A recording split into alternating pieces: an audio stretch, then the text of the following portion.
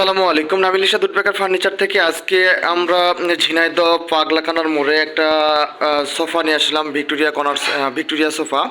তো ভিক্টোরিয়া সোফাটা আজকে আপনাদের সামনে দেখাচ্ছি। দেখেন, 3, 2,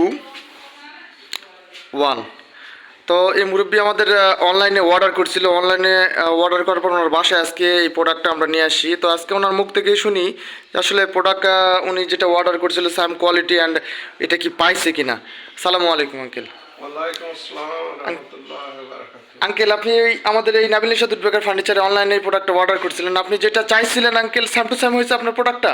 হ্যাঁ, যে ধরনের প্রোডাক্ট আমি চেয়েছিলাম এবং যে ডিজাইন দিয়েছিলাম ওনারা সেই মোতাবেকই আমার বাসায় আজ পৌঁছে দিয়ে গেলেন।